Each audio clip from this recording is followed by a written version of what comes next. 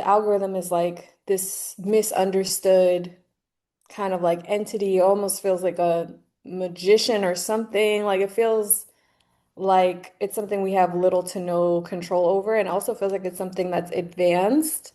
Like when I first got started on Instagram, it felt like a shoot, right? It felt like I post content and it just goes right in the shoot and there's no complications.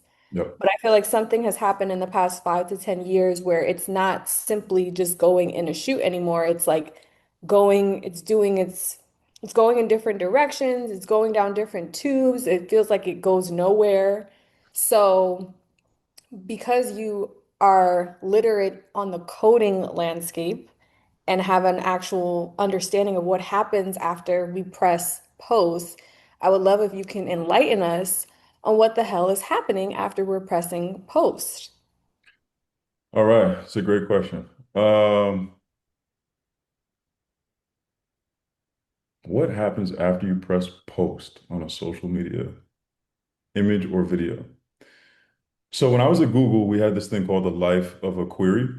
And what it was like this entire adventure that a query goes on. And a query, for anybody that doesn't know, when you type something into Google, whatever that text is, that's called a query. And it was like this journey, they made it into like this heroic adventure of all these things the query had to go through. And Google's been around for over 20 years. And you think that like you just type this query in and then it goes and finds your content, but it doesn't. It goes through this massive adventure of all types of technical. And why? Like, why is it going on an adventure? The reason it has to do this is because everything is quantified, right? Everything is numerical behind the scenes. Your query, your image, your post is really just a number. Okay. So because it's just a number, it has to get ranked, right? Everything Mhm. has to get put in order. So what happens when you do a post or when you do a query, anything like this, when you input information onto the internet, it goes into basically a conveyor belt, which is like a machine pipeline, right? Mhm. And along this belt, there's these different stations.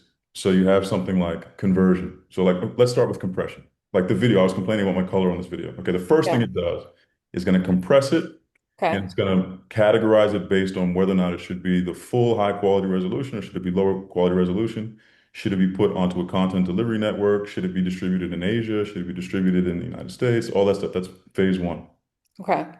Phase two, it's got to convert it into what's called a tensor. And a tensor is basically a big number. So to a computer, your picture, your video is more like an Excel spreadsheet, right? Where like a computer has no idea, that what you're posting is a video. It just sees a sequence of numbers. And And that's so what it feels like. It feels like I'm a number. It feels like my art is a number. that's exactly what it is. It's all a Right. number. Okay. What's interesting about numbers is that once you change a video into a number, it's much easier to think about ways that like, well, what other numbers is this video close to? Okay. Like if you post a video and like you put as much effort as you can into it, and it's like this is exactly what I want to talk about. The lighting's perfect, like my content's perfect, the aesthetic matches my feed. To Google or to TikTok or one of these tech platforms, it's like, no, that's 1,762. And like 1,762 is very close to 1,763. So we're going to put it right next to 1,763 because 1,763 only got 7 likes by these people. We're going to see if 1,762 also gets the same amount of likes by these people before we go to the next stage. Okay. So I'm being my content is being experimented and tested next to other numbers and other media, which I might not have full transparency on what I'm being compared to or what my media is next to or is being considered as related to with other media. Exactly, exactly. So we don't have any transparency, let alone full transparency, right? I don't think they ever, and no, none of the platforms disclose what's happening on with these different stops along the pipeline. But ultimately, what they're trying to do is they're trying to figure out some type of score. And this process is called ranking.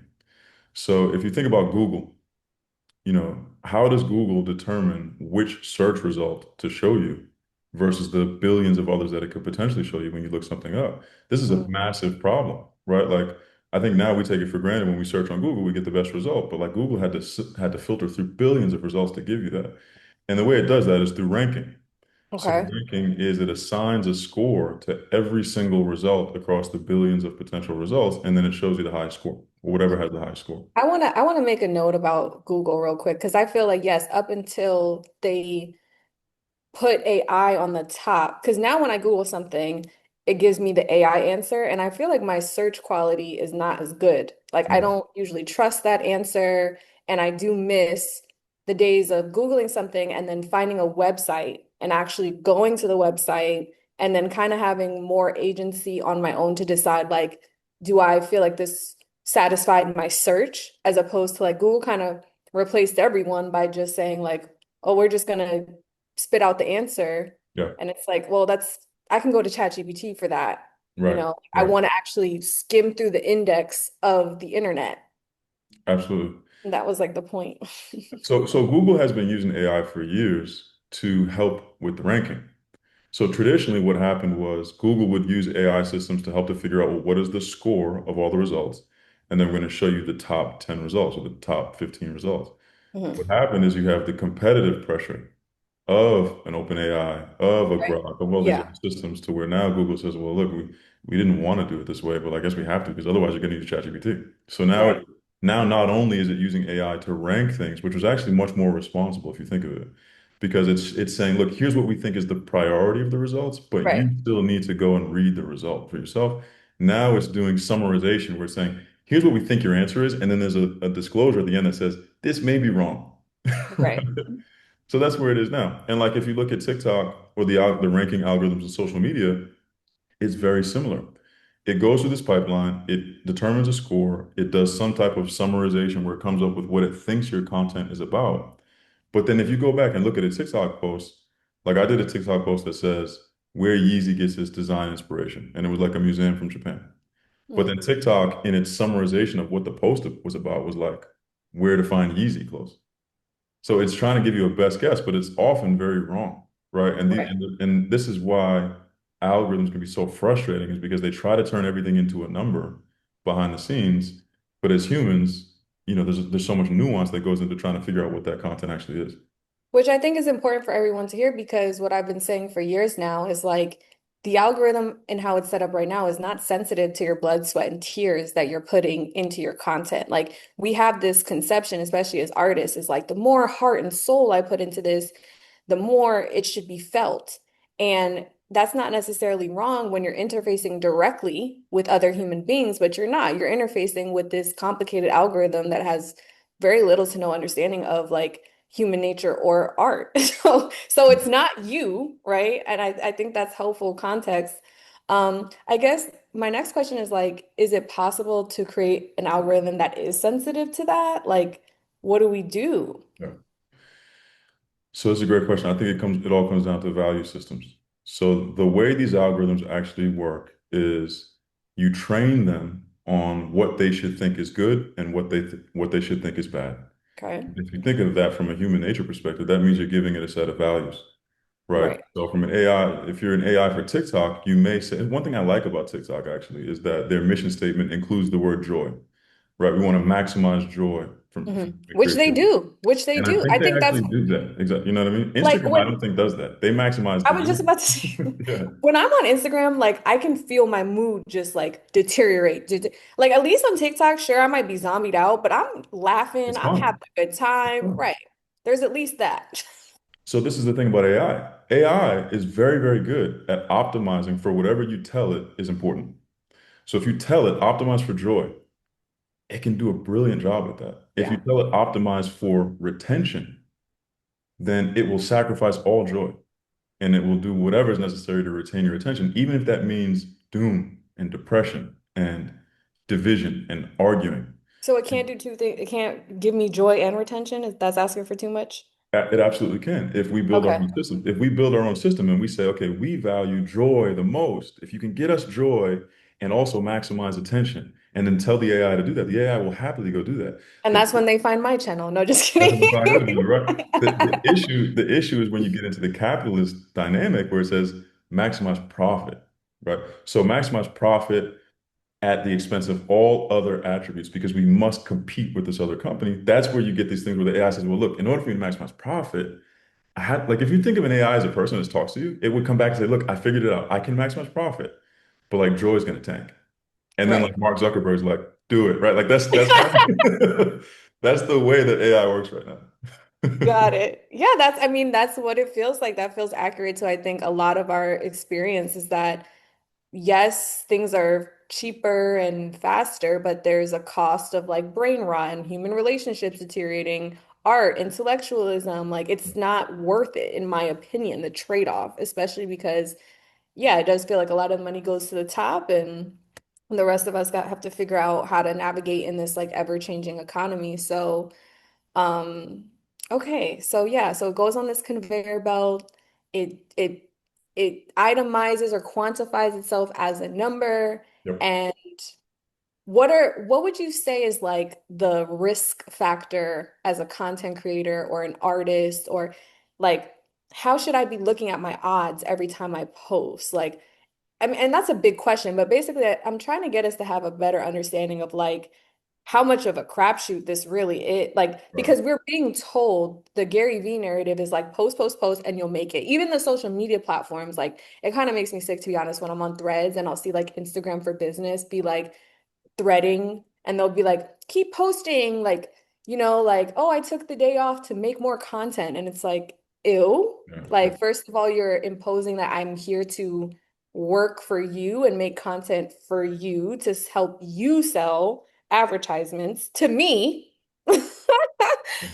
But like, yeah, like, how can we look at when it is time to post, you know, how, what like how much of a correlation is that to me succeeding? Because I feel like it's so low, but we're being told it's so high.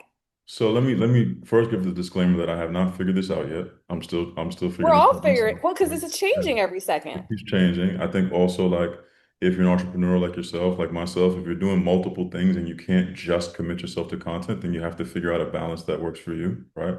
I don't think we can't ignore content. The thing that has helped Right. me the most about content, honestly, has been fishing. So I've been going fishing with my son, and like we're having the hardest time. We can't catch anything. Hmm. And it really teaches you like that, okay, this feels a lot like social media. Like Mm. I have to go to where people are already catching the fish. I have to know exactly what kind of fish I'm trying to catch. I gotta ask the guy, can you show me the hook that you're using on this thing? He might show me, he may not show me. And then it turns out like I could do everything right. And like the fish just don't care. Or like I Yeah. could do everything right. And it's like, oh no, like it was 2 o'clock. Like you gotta go at 6 o'clock. And it's like, are you kidding me? And it's like, Right. but that process has made me feel a lot less crazy on social media because I'm like, okay, we've been dealing with this for a long time. Anytime you have an ocean-sized thing, which is what social networks are now, Yeah. and you have people competing for resources within that Yep. ocean-sized thing, you're Yeah. gonna have seasonal patterns. You're gonna have different currents. You're gonna have riptides. You're gonna have all these. You're gonna have whirlpools you can get caught in. You're gonna have all these things happening, and that I think is the issue. Is that when we started with the internet, it was a very well understood, kind of simple networking protocol. Hmm. And that's not what it is anymore. The internet now is like a natural resource. It's like the ocean. Like it's Yeah. that level of complexity and size, Yep. Yep. biodiversity. So the way I think you have to think of it is like, look, YouTube is one completely different ocean. Instagram is a completely different ocean. You're gonna have to fish and learn the ways to fish and the tactics and the various ecosystems, and you're gonna have to look at what are the seasonal patterns where you can achieve what you need to achieve in those environments. And that's a really unfair landscape because just today I tried to upload one of my TikTok videos to my Instagram story and it was like having technical difficulties. I'm like, I bet you are, They don't want right? to let you cross post. Yeah. They don't, yes, so none of these landscapes play well with each other. And Yeah. we're all left out in this, like you said, it is an ocean and it feels like a red, bloody ocean where it's Yeah. like, I gotta be over here, I gotta be over there. And so I am hoping that through the technology we're building, it's going to help bypass and kind of like reimagine and redefine what the internet is. Because my big issue has been like, because we perceive it as just Instagram or just YouTube, like YouTube is so old. Like these companies they just took off out of market luckiness as opposed to like intentional design. And now that millennials are matured and have a different phase of life to attend to, I think they deserve to be re-examined. And, basically we're set up. I think we need to set ourselves up in a way to say, like, is this the technology we want? What is the technology we want? How will it perform? How will it behave? Because again, the winning strategy here would be to somehow try to fish in this ocean that is really aggressive and like it could just be better organized. This whole thing, Yeah. it doesn't have to be this way. Because if the game is you have to post a lot, I have to post a lot, to your point, we're competing for the big resource we're talking about here is attention, Yeah. which is super finite and also receding. So it's like if I had something important to say, it's so much harder to get through because you literally don't have the attention span to get it. And then it's like it's just a race to the bottom, in my opinion. Like it needs to be So, restructured. so I think I agree with a lot of what you said. I think that the tough part is we're at a point now where, like the ocean, it's almost like saying let's redesign the ocean for where we are right now, right? Like Yeah, for the scale of what this thing is, there's almost a reality to it where we have to figure out how to master this thing because we may not get a chance to redesign it anytime soon. I I think is know. a part of it, right? Yeah, But the biggest lesson I learned from fishing is you got to know what to do with that thing once you reel it in. Because you might be out there fishing all day and you might only catch one fish. You better know how to cook it.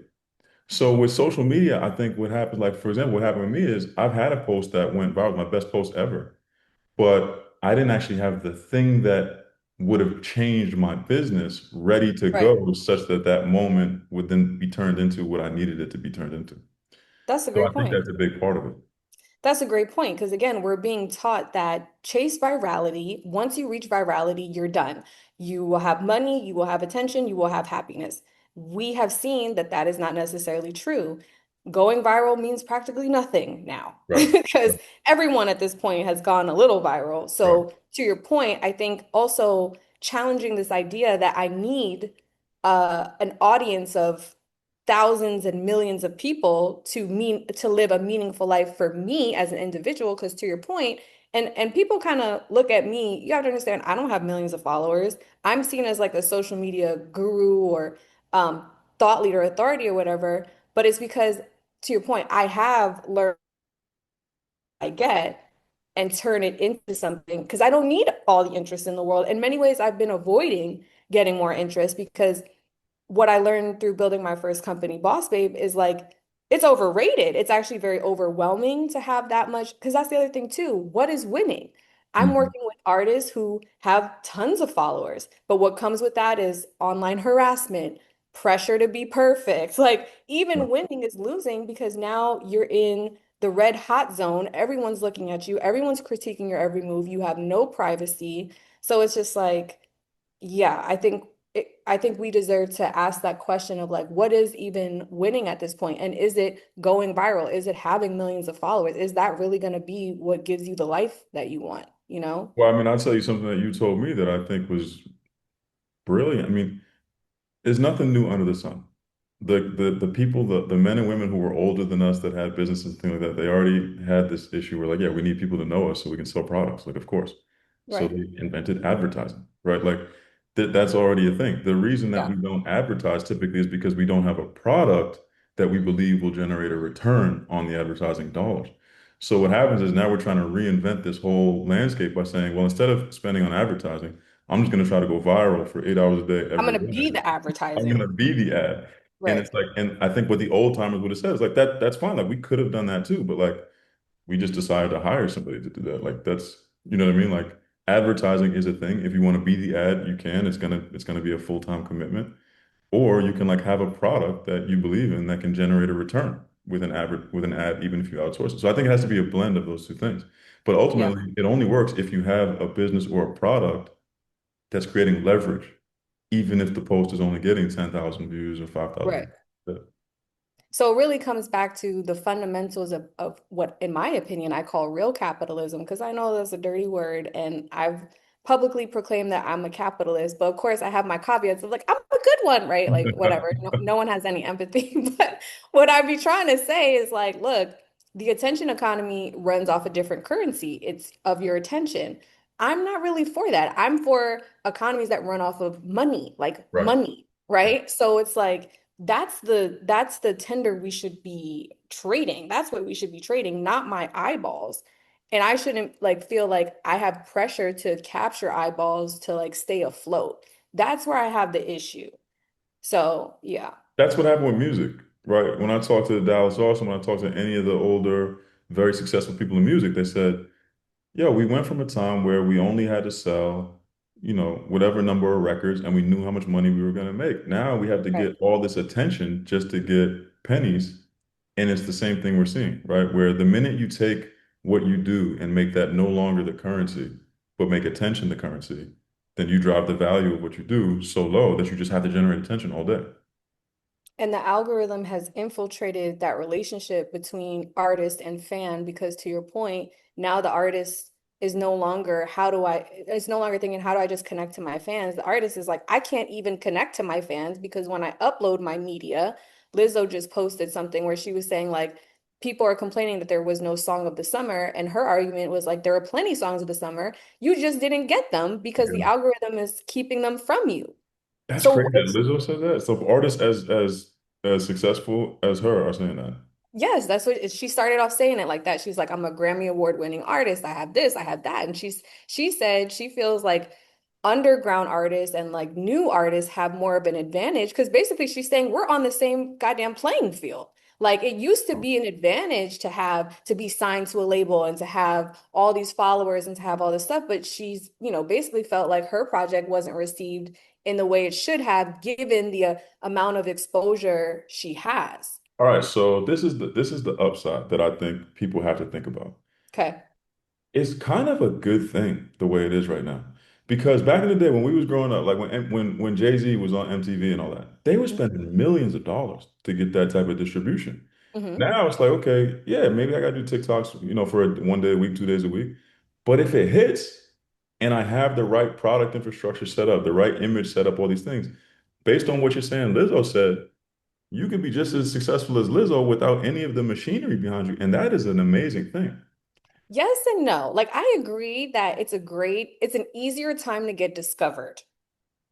But it also doesn't feel like that because I guess there's different phases of like fandom and being an artist, right? There's like, I just want one soul to listen to my music. And then there's, I've made it, I'm Grammy Award winning, Yep. and I have to re-engage my fans. And Yep. I do agree that maybe right now, after being already discovered, it might be hard to re-engage your fans than it Yep. is to just find the first couple hundred, first couple thousand. But it's like, okay, if you successfully get your first couple thousand, you have to be really clever about how you stay in contact with them because you're going to enter that second phase of being already discovered and now Well, having to deal with the pressure of like I love how Cardi B is selling her shit on the street. Like it's funny because she's basically saying like, look, I'm doing everything I can. I'm not even going to try to pretend that I have this algorithm under control or this rollout under control. Like I will just go to the street and just like pretend to sell my shit. but so I think the answer is direct to consumer, right? Like if you're Cardi, if you're Lizzo, or if you're just like a new artist, if you can, and I'm not saying it's easy. First of all, I hate the algorithm. So let me just put that out there. But if you We're can all on the same figure it out, page. Yeah. yeah, if you can figure it out, it is a dramatically less expensive way to get to that level way faster. And it's And if you it's go not, direct to consumer, you maintain that relationship. and I was gonna say this is not something that artists haven't tried to bypass before. Like even as early as Prince, and I need to do more research, but apparently he tried to like sell his CD directly off the internet, and that was an issue because he was gonna make too much goddamn money. Right, right, right. This is what keeps happening where it's like, yeah, it's technically possible, but both of these phases are incompatible. And I do think we have the capacity to create technologies for a healthier discovery phase and a healthier fan engagement phase. Because basically, what we're saying is like, okay, phase one, dip and dodge, Gary V, post, try, take the risk. Then you accumulate your fans and then you move into that phase two where it's like direct. But what's happening is a lot of artists don't have the fan base and they're starting to sell stuff and they don't have the volume Yeah. or the deepness of connection with their fans to really charge what they want to charge or fill out. You have full-blown rappers not being able to sell out tickets to their tours Absolutely. or concerts. Absolutely. Yeah. So, Well, I mean, I truly believe that the future is going to be teams. I think the future of the internet is teams. I think what we're seeing right now is so many people are becoming entrepreneurs that we're working together in ways that you normally would have worked together if we had jobs at the same company. mm, okay, I And, agree. and so since now technology is changing everything to where more people are operating independently, what we're seeing is the struggle of like, okay, I wrote a book, I'm an author, I have an excellent book. I don't really feel like doing content creation. Like I'll do a little bit of it, but I don't really feel like it. But what happens if you pair with somebody who's like, I don't write books, but like I love creating content? Like Hmm. that really is the match made in heaven because now you guys can become millionaires. And I think that's what the internet's going to evolve towards, where you have these hyper-focused small teams, even if it's like three people who didn't know each other, but are like really aligned on what they complement, the complementary skills. Hmm. And then what I think the breakthrough is when artists and fans become teammates. Right. Right. So when fans are incentivized to say, okay, I'm making money too off this artist, so I'm going to create content for this artist because I enjoy making content. Once you get it to the point where everybody's aligned and doing what they actually want to be doing and what they do best, then we can actually start to compete against corporations and create Hmm. just as much value as a corporation with Hmm. way less people. I can see that. Like, I can see how and why. Well, first of all, it's just natural for humans to begin to cooperate, especially when we see our individual efforts not providing Exactly. as much of a fruitful result. And you bring up an interesting point, how historically, in modern America, we might have had more of a corporate culture through the corporations we were working at and working as a body. And it's all about fragmentation and consolidation. And I agree, we've been fragmented. We have the gig economy, we have AI eating the job market alive. And so I think, yes, as we start to wise up, even this morning, I was thinking about how valuable it is for me when the wolf pack, like my fans and audience members, put on for me, like Right. share my stuff and put my stuff in front of the podcasts and the platforms and stuff that they want to see me on. It really makes a big difference because one of the issues I've struggled with is, and I know a lot of artists and just people who create media, is it almost feels like I'm giving away ideas for free. I know for a fact I've helped companies make billions of dollars from the ideas I've published. And it's like, oh, just right there on YouTube. Like, Yeah. and it was part of why I got fatigued and got off because I'm like, I'm not going to be your personal freaking product Strategist. growth Yeah. person. Right. Like the idea is that you put this stuff out so you get a return on like what you're putting out. And unfortunately, it's so easy to just steal fashion design, steal music design, concepts and like so I do think there's so much merit in saying like, hey, if this music or if this art or if this intellectual material gives your life meaning, like help me, protect me a little bit because it can get really sharky in these internet streets. I've seen it, I've dealt with it. I think it's a combination of things. One of the things I'm really big on is you have to have a point of leverage such that if your personal brand takes off, you have some type of like 100x multiplier. Like this is why I'm involved in the startup world. This is why I raise money with venture capital because Right. it's one thing to go viral, it's another thing to go viral and to have a startup that can raise $100 million the next day. Absolutely. You know what I'm saying? Yeah. So as artists and creative people, we have to make sure that we're pairing and technologists, we have to make sure we're pairing our visionary thoughts and the things we're saying with leverageable assets that we're building that those things fuel into. That balances, that anchors, Yes. um, which was part of why I got like interested in business acquisitions because I was like, I'm gonna go find the most boring, stupid thing I can find because I need that financial backing as an anchor for these more abstract, creative, original ideas I'm putting out there because there's no backing, without you being proactive about it. Yeah. I mean, Yeah. one of the hardest things to do, like, and I've had a lot of beef with the Elon Musk kind of public persona that he's had over the past couple of years. Hmm. But as an engineer, I do still respect a lot of things he's done. And one of the things he said that I think is absolutely brilliant that our people need to hear Hmm. is they said, Elon, how do you get these contracts with the government when they absolutely despise you and you're in a completely different democratic camp? How'd you get all these contracts? He said, what do you mean? I only provide essential services. And they said, well, explain. He said, well, they don't if they didn't choose the contract, how would they get back from the moon? Like it's not even about a personal issue. It's It's not that about you liking me, it's you not not about liking you like me.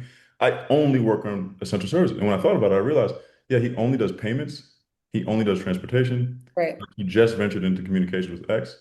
But what a lot of times what I see is creative visionary people try to create creative visionary products. But what works better is if you just like have a garbage company, and people definitely need that. And then you're 100%. a visionary who can like get people to know about that service that you offer. You know what I mean? And there's layers to it too, because there's such uneven technological terrain that what I've been talking about is like this analog world that is slowly, not slowly, but surely evaporating. There's still assets, high quality assets that if they are not picked up and acquired and slightly modernized, they're just going to die. And these are Yes, assets that exactly. pump out money like consistently for like some of them 100 years. A friend of mine who's another startup founder said the exact same thing. He said, "Look, I love being in crypto. I'm excited about what we're building, but sometimes I lose sleep at night because I have a friend who just went into a small business that did property management and just changed their software so it's automated with AI and it's just printing money. They just print money every day." Printing, yes. There's so many ways to modernize, little modernization tweaks to keep those alive. And like, yeah, they're more stable revenue opportunities. And I think even in raising VC money, like now that the risk appetite is slightly less, out there, there's so many creative ways to use acquisitions to help anchor and de-risk the equity in like a risky VC start, VC backed startup. So anyway, we're probably going over some folks' heads in here, but this is good stuff to look into if you're listening. And I think we pretty much cracked the code. We just gotta we just gotta go out there and like really and really like implement everything. Yeah. Putting all the pieces together, it takes time. I think we can't be too hard on ourselves. It takes time. It's difficult to do multiple things at once, to build a brand, to build a business, to acquire businesses, to have all these things happening at once. So I think it takes time, but what's important is to have a vision and like a routine that kind of puts you on that path. You know what I realized recently, even though I've been doing it for, years now, is that what I want to just help do is just paradigm shift. Like I think we spoke about this. Like there was a time where people thought that the Earth was the center of our solar system, and Galileo helped us see that no, actually the sun is in the center of our solar system. And that changed everything. And that's what I'm hoping the work that we're doing can help with everyone involved, because it's like our perception, just the mere lens we look at the internet in is limiting us for what would be a healthier option for all of us. And it's not, there's just as much money to be made, if not more. This is not a threat to say like, oh, like, you know, we're trying to like close things down or make it so that companies don't grow. No, there's so much vast like internet land to be taken over. We've really just scratched the surface of this thing. So I think one of the issues, and I know we got to run, but I think one of the issues is the format. I think we're going to look back in 20 years and wish that we had written more books and done less short form videos. Because I think short form videos are excellent as a way to get the candy out there and get people attracted to the message. right. But when we talk about Galileo, when we talk about those paradigm shifts that happened, they were all in writing. And that is a way that information gets disseminated through society. Like the Bible is, thousands of years old, and it's still just as applicable today because it wasn't just some short form video that got lost on the internet that we can't find, right? So these ideas have to be in writing. We have to make sure that we're capturing ideas Well, in writing. not just the ideas have to be in writing, but we have to have attention spans that are palatable, that make these mediums palatable, because we have a lot of wisdom and knowledge in these books. Yes. So that's the thing, is like it's a two-way street where not only do we need more books, we need more people who can read freaking books Yeah. and want to read books, because the desire has been etched out because the media diet is so, to your point, it's like sugar. So it's like handing a plate of broccoli and being like, here. And it's like, I wasn't conditioned to eat this crap. Well, here's the thing, and this is where as innovators we have to think. If we agree writing is an excellent format that has worked through our society, and then we also agree that like, well, books have been tough because the attention span has changed. I don't know if that means we need to abandon books. It may mean that we need to evolve the style of writing to be more attention grabbing. I mean, even if you look at the Apostle Paul. Paul wrote like, I don't know, a collection of letters, maybe less than 20 letters. Those letters established a collective of 8 billion people, or like, 4 billion people that represent the church right now, right? And they're very short. Like he didn't Okay. ask you to read 200 pages. So Right. I think it's like that. It's like, yes, you are correct. We need to innovate in the way we're writing and make it that people read it. But I think there's no replacement for getting your ideas. And that's why I love Resonate, right? Like Resonate to me is an idea platform. It's a book that captures all these ideas, and that's why I'd love to read your next book. Like, what is the idea platform that captures all these ideas so that, the problem with short form videos is you can't scan them, right? So it's very difficult to scan it and find the information. Whereas in writing, you can actually glance at the page and it's actually much faster than watching videos. There is a world of a difference between internalizing information via video and written word. Yeah. Like they're not the same. We try to equalize them. They're completely different, have completely different impacts on the brain, on comprehension. Images in themselves create a emotional world that is completely different than what literature does. So I know we can go on and on, but I agree. I hope that, as millennials and people who are subjected and have been exploited by these this attention economy, we have to be proactive in preserving our ability to read because Yeah. it you have to go back there and really reprogram. I know I have to Yeah. oh, got to train my brain again to actually have their attention to read this and consume the ideas. Yeah.